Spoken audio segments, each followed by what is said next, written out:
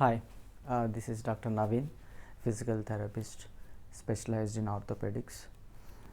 As a part of a series about primary cause of injury or pain with regard to musculoskeletal dysfunction and its prevention, this is a part 2 video. In first part, we have discussed about analysis of strength of the tissue, that is knee joint, versus stress applied over the tissue, that is stress applied over the knee joint. So that we had a overview about how we can prevent the injury and associated pain. So to dig into deep, we need to see two factors, that is physiological factors and mechanical factors, so that we will become more efficient to know the primary cause of injury and its prevention. Okay, now I will walk you through the physiological factors which influence the normal strength of the tissue. I already explained what is normal strength of the knee joint or the tissue. There are 5 important factors, that is aging, obesity, maintaining the optimum amount of vitamins such as vitamin D, minerals, calcium, and hormones such as parathyroid hormone with regard to musculoskeletal dysfunction. And fourth factor, that is systemic diseases. Fifth is like psychological factors. So one by one we will discuss now. Now the first one is aging. With the age, people take it for granted that they become weak, they need to avoid, they cannot do anything, they need to live with it, but it is not so. With aging, there occurs sarcopenia, that is decrease of muscle mass. Every year some percentage of muscle mass will be decreasing. It starts after 30 years of age, but the available percentage of mass, we have an option to strengthen the loss of the strength which is occurring because of the sarcopenia. So strengthening here plays an important role to overcome the aging factor of sarcopenia. So that's why strengthening of the tissue is important to maintain or even increase the strength to overcome the stress, the proportionate stress applied over the tissue or the knee joint. Okay, then now we will discuss the second one is obesity. Obesity directly won't cause decrease of normal or a natural strength of the tissue, that is knee joint. Obesity meaning it adds extra weight on the tissue because of the obesity. Let's say I am a normal person, my knee joint capacity is 3 kilometers of walking. Let's say another person is obese, his natural capacity decreases because of the weight. Extra weight means stress is increasing there. Normal strength as a knee capacity remaining same, but the stress is increasing, so his capacity will decrease. Let's say in my normal his normal strength of the knee joint to withstand the capacity of walking becomes 2 kilometers rather than 3 kilometers because of extra weight added on the knee joint.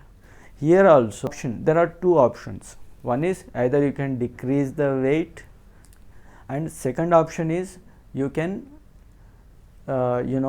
strengthen the knee joint so that the extra weight which is occurring on the knee joint because of the obesity can be taken by the tissue strength. Okay, so aging, obesity, you have an option of strengthening, so that these physiological factors you can overcome with strengthening. Then third physiological factors like maintaining optimum amount of vitamins such as vitamin D, minerals such as calcium, hormones such as parathyroid hormone are important. Calcium is very important mineral which maintains the homeostasis of musculoskeletal system, that is basic function of musculoskeletal system.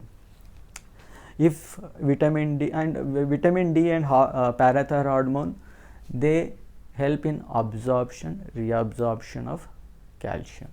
So these three are very important with regard to musculoskeletal system. So maintaining optimum amount, if you are in a lesser side, then you have to maintain with medicine, and at the same time whatever the deficiency, because of the deficiency, whatever the normal strength which has decreased previously can be compensated with progressive strengthening. Okay. Now fourth factor, that is systemic diseases. There are so many, importantly diabetes mellitus, rheumatoid arthritis.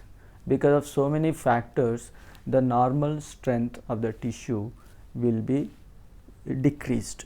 So they can be maintained with medical help, doctor's consultation, so that they can be maintained, and at the same time strengthening will be compensated the loss of strength because of these systemic diseases.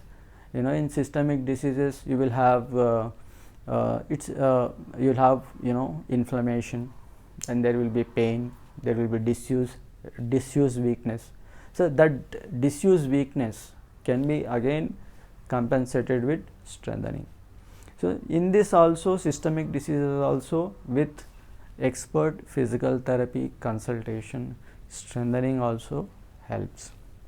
The psychological factors. You know, nowadays because of the personal reason or professional reason, so many people are under stress. In the stress, there is a cortisol hormone, that is steroid, will be secreted in the body. If it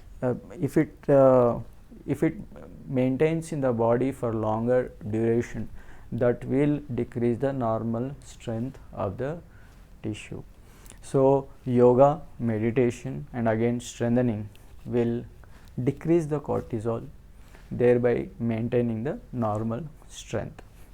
So these are all physiological factors which if it is not addressed, not known, may decrease normal strength.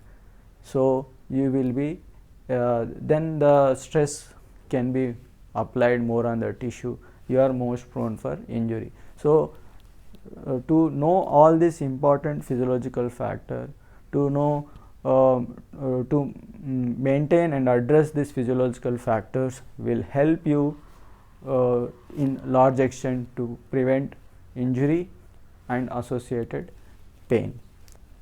In the next video we will discuss about the mechanical factors, how they influence the normal strength, how they influence the prevention of injury and associated pain in detail.